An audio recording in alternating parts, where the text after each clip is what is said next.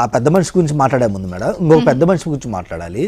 జనరల్గా మనం సూపర్ స్టార్లు, మెగాస్టార్లు, రెబల్ స్టార్లు, అలాగే న్యాచురల్ స్టార్స్ ఈవంతులు కానీ కొత్తగా ఇండస్ట్రీలో ఒక పెద్ద మనిషి వచ్చాడు మేడం. కొరియన్ స్టార్ అంటున్నారు ఆయన్ని. ఎందుకంటే కొరియన్ సినిమాలు మనం వాళ్ళు ఏం మాట్లాడుతున్నా అర్థం కాదు, ఇక్కడ బొత్స సత్యనారాయణ కూడా ఏం మాట్లాడుతున్నా అర్థం కాదు. అందుకే ఆయన కొరియన్ స్టార్ అంటారు. నిజంగా ఆయన బొత్స సత్యనారాయణ కొరియన్ సినిమాకి డబ్బింగ్, తెలుగులో డబ్బింగ్ చెప్తున్నా అర్థం కావట్లా, లేదు ఈయన మాట్లాడడానికి ఇంకొక పక్క మనిషిని పెట్టి డబ్బింగ్ చెప్పాలి అర్థం కావట్లేదు మేడం. ఎందుకంటే మా శర్మిలమ్మ స్ట్రైట్ ఫార్వర్డ్ క్వశ్చన్ అడిగింది. మేము క్షేత్రస్థాయిలో ఫైట్ చేస్తున్నాం, మీరు ఫైట్ చేస్తా అంటున్నారు కదా, మీకు అసెంబ్లీకి వెళ్ళే అవకాశం ఉంది కదా, మీరు ఎందుకు వెళ్ళట్లా? మీకు 11 మంది ఎమ్మెల్యేలు ఉన్నారు కదా, మీరు ఎందుకు ఆడికి వెళ్ళి పోరాటం చేయట్లా? మాకంటే అవకాశం లేదు, ప్రజలు మాకు అవకాశం ఇచ్చినా కానీ ఒక్క ఎమ్మెల్యేకి ఇచ్చినా మేము వెళ్ళాము, మాకు అవకాశం లేదు కదా, మీకు అవకాశం ఇస్తే మీరు ఎందుకు వెళ్ళట్లేదు సూటిగా ఈ పెద్ద మనిషిని అడిగితే ఈ పెద్ద మనిషి ఏం చెబుతున్నాడు మేడం? లేదు ఆమె పర్సనల్ గజ్జే ఉంచాము దీంట్లో, మీరు అసెంబ్లీకి వెళ్తున్నారా అట్లేదని అడిగిను, మీరేం చెప్పాలి? లేదు మా అన్న పిల్లి వెళ్ళమని చెప్పాలి కదా, లేదా ఇంకోటి చెప్తే సరిపోయింది కదా. ఏం చెప్పకుండా మా శర్మ పడితే ఏమొచ్చింది?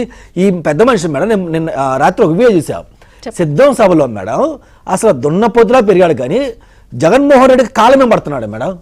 ఎవరు బొత్స సత్యనారాయణ గారు. ఆ ఏజ్ ఏంది ఆయన గేజ్ ఏంది మేడం? అసలు ఆయన బొత్స సత్యనారాయణ కాలు మంత్రి, కొంత సీనియర్ నాయకులు ఎంత సీనియర్ నోటికి వచ్చి మాట్లాడితే ఎలా ఒప్పుకుంటారు మేడం అసలు?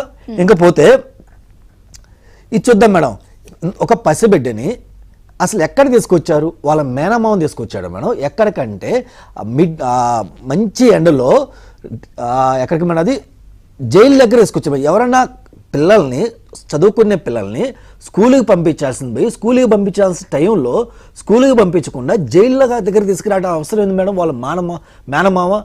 అయితే వీళ్ళు బయటకు వచ్చి ఏం చెప్తున్నారు మేడం అంటే టీడీపీ వాదన ఇంకొక వాదన కంటే ముందు మనం ఏ వాదన చూడాలంటే ఫస్ట్ వైసీపీ వాదన చూడాలి. వైసీపీ వాళ్ళు ఏం చెప్తున్నారంటే ఆ బిల్ల కష్టాలు చెప్పుకోవడానికి ఈ పెద్ద మనిషి దగ్గరకు వచ్చింది, ఏంటంటే అమ్మఒడి రాలేదు అది చెప్పుకోవడానికి వచ్చింది, అందుకే ఏడుస్తూ ఉందని చెప్తున్నారు మేడం. నేను కాంగ్రెస్ పార్టీ నుంచి సూటిగా అడుగుతున్నాను, వైసీపీ ఈ పేటీఎం వాళ్ళని కానీ లేదంటే వైసీపీ నాయకులు కానీ డైరెక్ట్గా అడుగుతున్నారు. నిజంగా ఆ పాప కష్టాలు చెప్పుకోవడానికి వస్తే ఎంత ఇవ్వాలి? సరే అమ్మఒడి 15,000 కాకపోయినా కానీ ఎంత ఒక 10,000 12,000 మీరు ఇస్తారు కదా, ఎవ్రీ ఇయర్ ఇస్తా అంటున్నారు కదా. మరి జగన్మోహన్ రెడ్డి గారు నిజంగా ఆ పాప కష్టాలు వింటానికి అక్కడ వింటే పిలిచి కలిసినప్పుడు ఏమ్మా ఫస్ట్ ఏమనాలి? ఏమ్మా ఎందుకు ఏడుస్తున్నావు, నన్ను చుట్టా నువ్వు ఎందుకు వచ్చినావు అని అడగాలి కదా.